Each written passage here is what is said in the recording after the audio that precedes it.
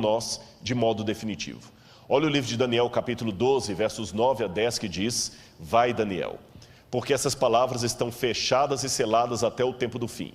Muitos serão purificados e embranquecidos e provados, mas os ímpios procederão impiamente, e nenhum dos ímpios entenderá, mas os sábios entenderão.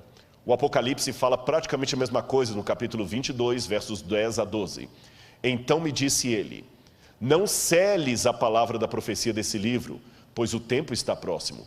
Continue o injusto a praticar a injustiça, continue o imundo na imundícia, continue o justo a praticar a justiça e continue o santo a santificar-se. Eis que venho em breve.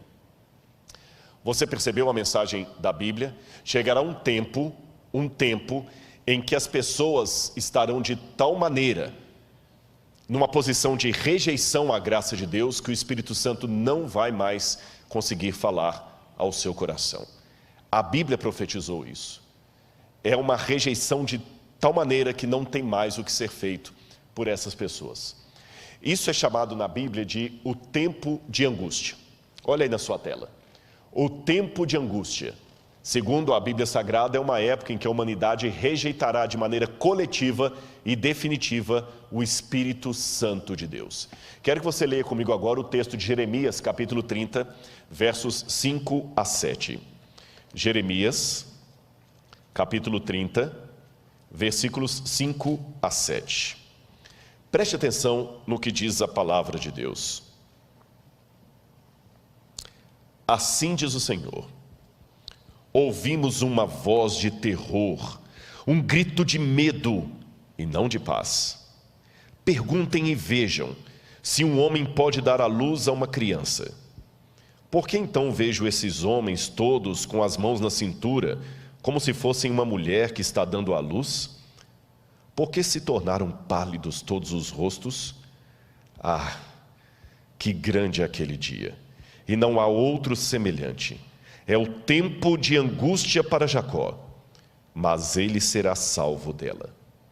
É interessante que essa imagem, primeiro no hebraico aqui é um pouco dúbio, quando fala assim diz o Senhor, ouvimos um grito de terror, dá a entender o Senhor falando, ou ele, o profeta, ou o profeta e outros. Pessoas gritando, homens pelas ruas, como se fossem mulheres parindo, num parto bem complicado. É interessante que essa imagem de uma mulher dando à luz a criança sempre é emblemática para falar do fim dos tempos.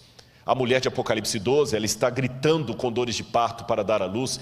Quando Jesus fala, quando vides acontecer essas coisas, são o princípio das dores, das contrações, dores de parto.